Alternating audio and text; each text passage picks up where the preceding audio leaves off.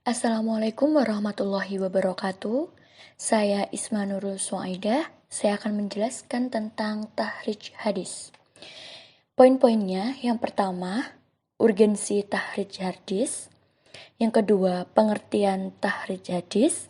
Yang ketiga, metode tahrij hadis.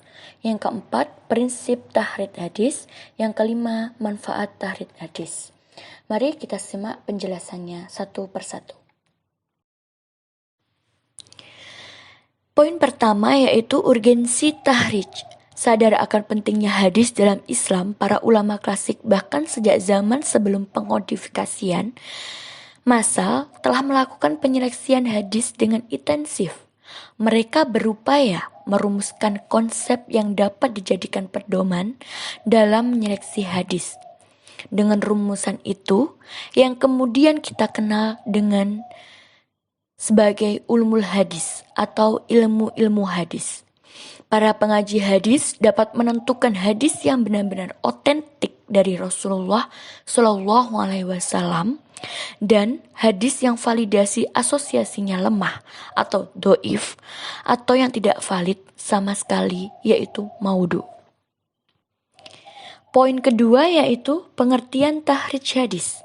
Tahrij merupakan derivasi dari kata karoja yang berarti keluar atau kebalikan dari kata dukul yang bermakna masuk.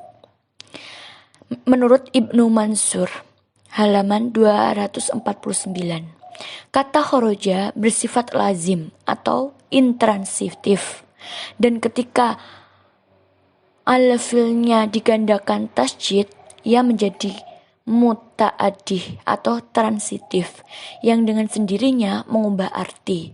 Tahrij menurut etimologis bermakna mengeluarkan. Poin yang ketiga yaitu metode tahrij hadis.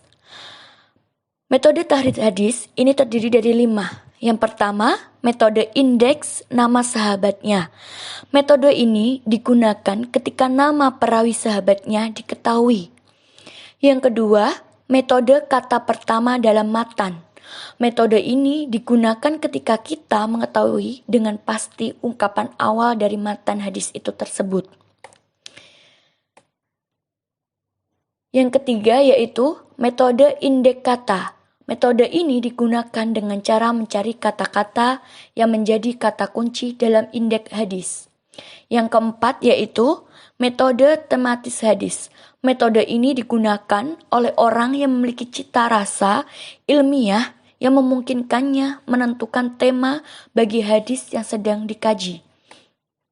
Dan yang kelima, yang terakhir, metode penelusuran berdasarkan kondisi matan atau sanad. Beberapa kitab atau literatur mengoleksi hadis yang memiliki kekhasan tersendiri. Kekhasan itu bisa ada dalam sanad maupun matan hadis itu sendiri.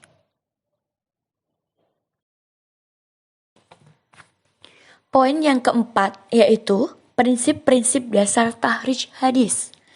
Dalam melakukan penahrijan hadis, kita perlu memperhatikan beberapa prinsip-prinsip dasarnya, yaitu pertama, tahrij bersifat mandiri, dalam artian kajian dilakukan pada satu sanad periwayatan dan penilaian diberikan pada sanad yang dikaji itu tanpa harus meneliti seluruh sanad yang lain. Yang kedua yaitu sebanyak mungkin informasi terkait hadis yang ditahrij dipaparkan. Misalnya, penilaian ulama atas kualitas hadis itu. Yang ketiga yaitu sebuah hadis seringkali diriwayatkan melalui lebih dari satu orang sahabat. Ketika seseorang melakukan penahrijan hadis dengan ketentuan bahwa hadis tersebut diriwayatkan oleh sahabat. Yang keempat yaitu dalam penahrijan perlu diperhatikan substansi matan hadis, variasi redaksional matan. Jika terdapat lebih dari satu riwayat, kajian atas sanad berupa biografi beserta kualitas para perawi, kajian atas kata-kata yang unik dan tidak lumrah, kajian waktu dan tepat terhadap masing-masing perawi sebagai alat bantu penelusuran, ketersambungan sanad, dan keunikan sigah al-ada atau ungkapan masing-masing perawi dalam sanad ketika meriwayatkan hadis. Yang kelima, tahrij hadis dilakukan berdasarkan substansi matan hadisnya. Dalam arti, kita mungkin akan mendapati beberapa sanad hadis yang substansinya maknanya sesuai dengan yang kita kaji. Sementara redaksional matanya berbeda atau sebagian ada yang matanya diringkas. Yang keenam, yang terakhir, tahrij hadis dilakukan terhadap sebuah riwayat sehingga penelitian diberikan kepada riwayat itu, maka ungkapan yang diberikan adalah bahwa hadis itu sahih sanadnya atau hadis itu dhaif sanadnya. Yang poin terakhir yaitu manfaat tahrij hadis. Tahrij hadis itu juga ada manfaatnya. Di sini saya akan menyebutkan 4 manfaat tahrij hadis. Yang pertama, diketahui letak hadis yang dikaji pada sumber-sumber primer. Yang kedua, diketahui apakah asosiasi ungkapan atau perbuatan yang dinyatakan sebagai sebuah hadis itu benar-benar merupakan sebuah hadis atau bukan. Yang ketiga, diketahui kualitas hadis.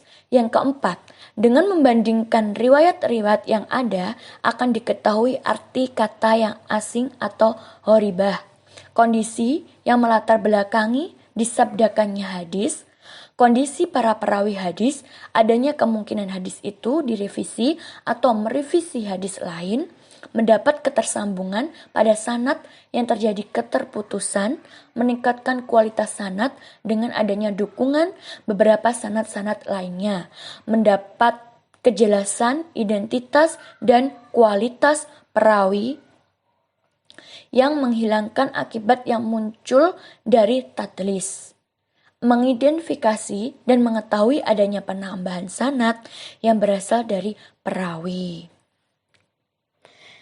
Sekian penjelasan dari saya, kurang lebihnya mohon maaf. Semoga bermanfaat. Akhiru kata, wassalamualaikum warahmatullahi wabarakatuh.